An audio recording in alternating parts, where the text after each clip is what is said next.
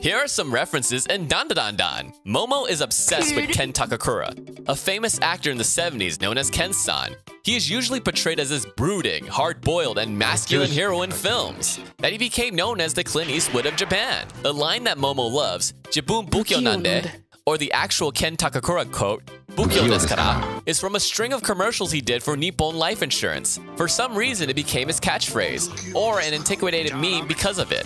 Okarun here does the Akira run from Devilman Crybaby, which is actually just the Scooby-Doo run.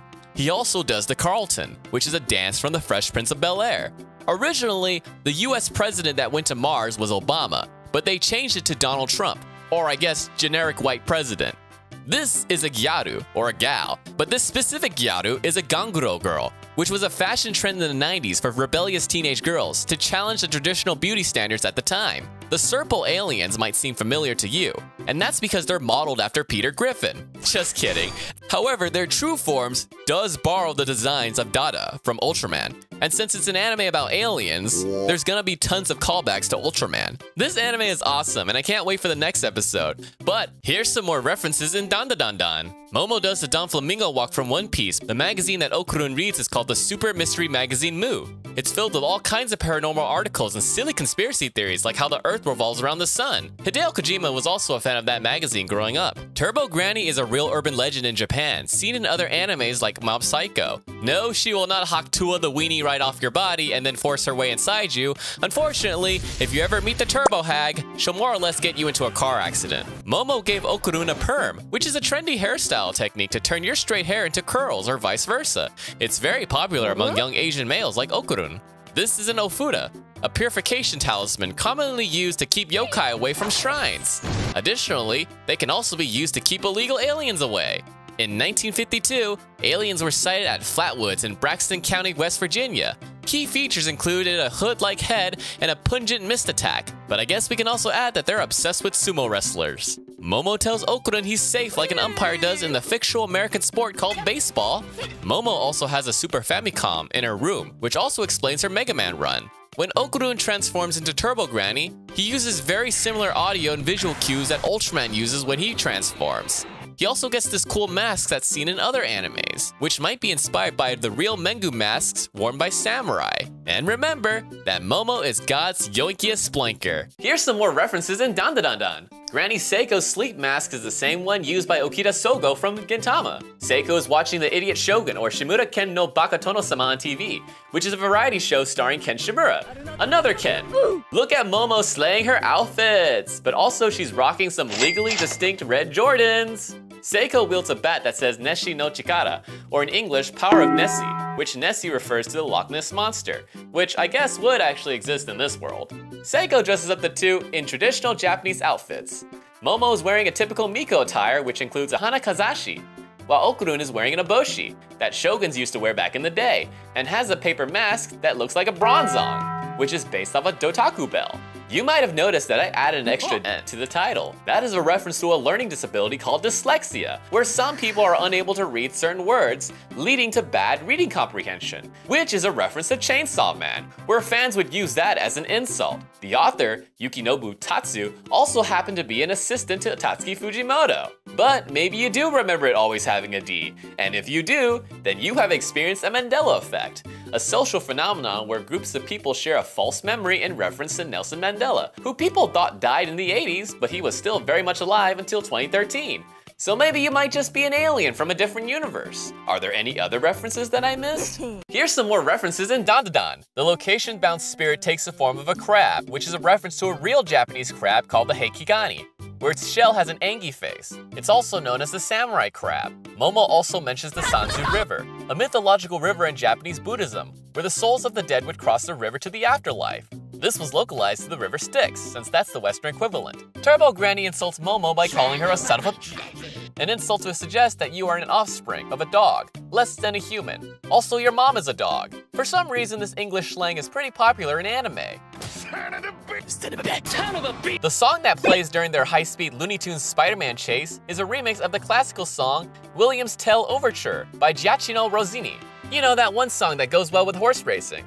It seems like normal people cannot perceive spiritual powers, so unfortunately they don't see Okarun in J. Cole mode.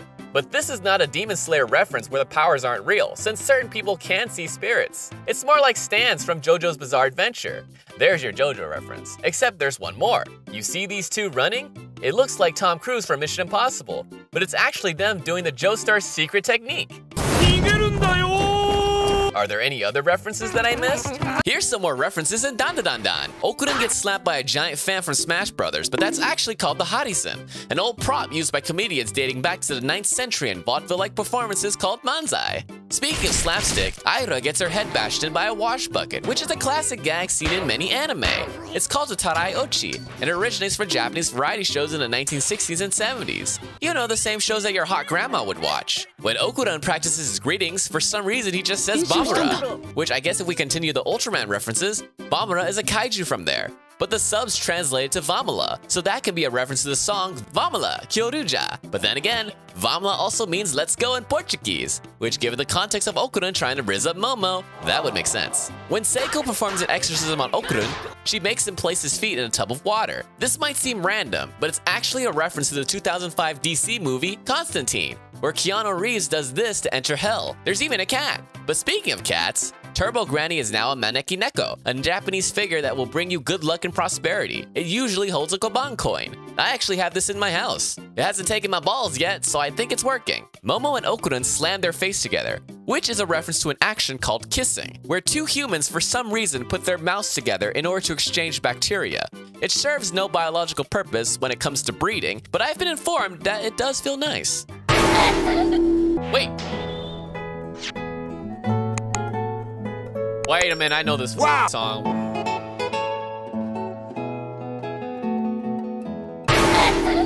Here's some more references in Dandadan. The Ayase household has a Tanuki statue that will bring you good luck and prosperity, just like that stupid cat. Aira fondles Okarun's kintamas, like some hobbit obsessed with the One Ring. But why are his Dragon Balls called kintamas? Well, kin means gold and tama means ball. Pretty self-explanatory. But it's also Japanese slang for the male reproductive organ. The acrobatic Silky or the Akusara or the Akusera is a real-life yokai that originated from 2chan, possibly inspired by the Kuchisake Onna. She is a tall figure with a wide grin, no eyes, and wears a red hat and coat. Her name comes from her silky hair. But don't take anything from her, or she'll use her acrobatic skills to chase you down and find you, which is the exact opposite of the localized American version of her. Carmen Sandiego. Okarun and Momo are drinking Pompey orange juice, which as far as I know could be a parody of palm orange juice. And Turbo Granny is eating a yakisoba pan. Aira holds a cross. This is a reference to a popular religion called Christianity, a monotheistic religion centered around the life and teachings of Jesus Christ, the Son of God. He was crucified on a cross and died for humanity's sins. Nowadays, these humans teach Christianity through the Bible, and the biggest takeaways from it include love, forgiveness, and shoving a boy's kintamas into the face of the girl you hate. Momo throws these two girls into these boxes. This is a reference to a crime called murder. Those bitches are dead.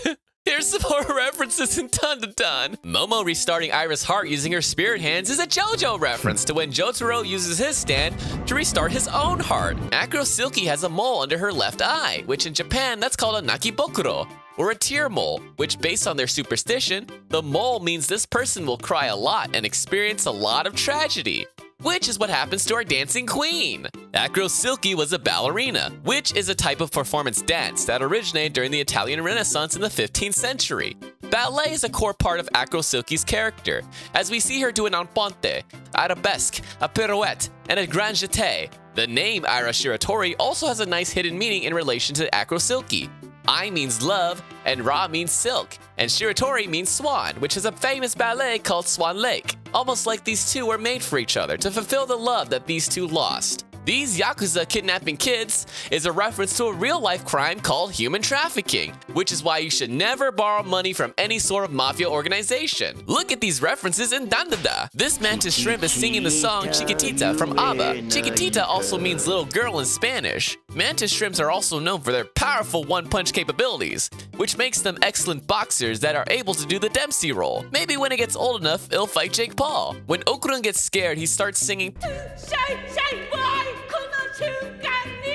by by Arisa Mizuki, which sometimes I forget that Yukinobu Tatsu is in his late 30s, cause why would a Zoomer boy be singing that? In order to get stronger, Okarun needs to work out like his fellow shonen heroes. And he wears weighted clothing for resistance training and to build strength like Goku from Dragon Ball. He also does Zack's weird-ass squats from Final Fantasy VII. Aira and Okarun are having a romantic judo session that ends with Aira hitting Okarun with a kosorogake and somehow ending up on her back, losing the match. What an idiot. This looks like the Loch Ness Monster, even though its head resembles Shin Godzilla, and it unleashes its signature atomic breath at Momo. Once again, the gang references a fictional sport called baseball, where we have a pitcher, a batter, an umpire, and Okarun is the catcher, which considering the CBT, would make him a bottom. Here's some references in Dadanda. When the Serpos force the mantis shrimp to get stronger, he transforms into a new form similar to Bolton from Ultraman. He sings Yuki no Shiruji, which was a commercial jingle sung by Saburo Tokido for the energy drink Regain.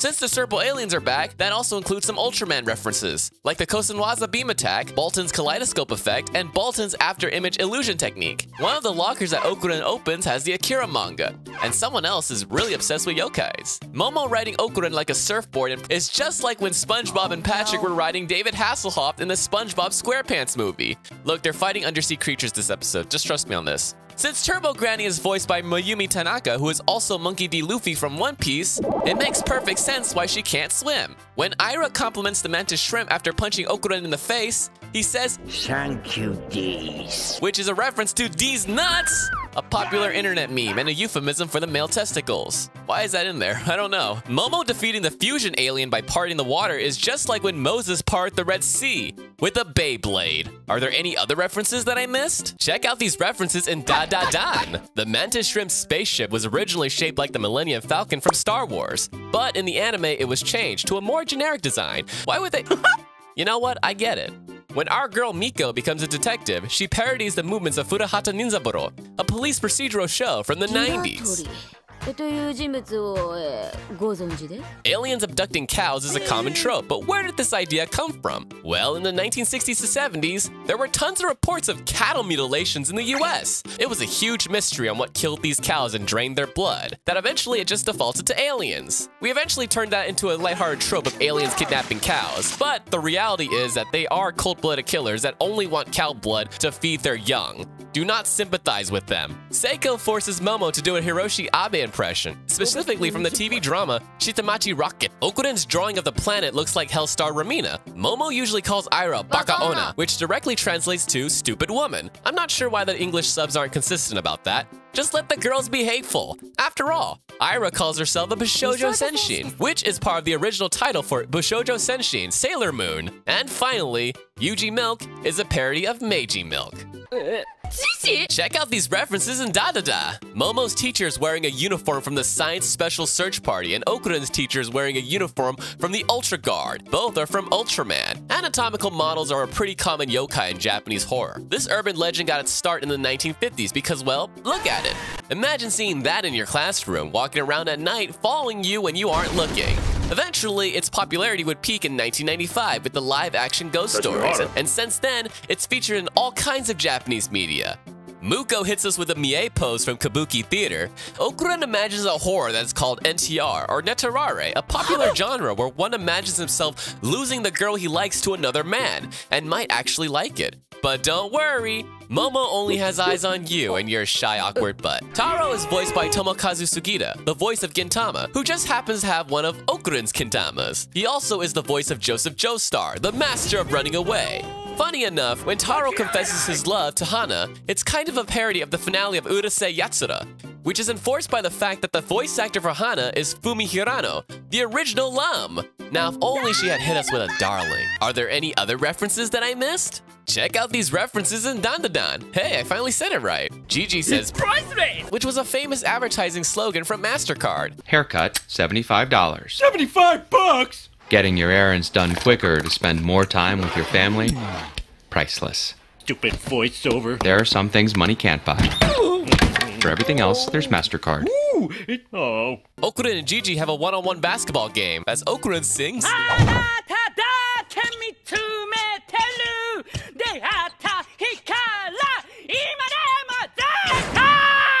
while Jiji sings,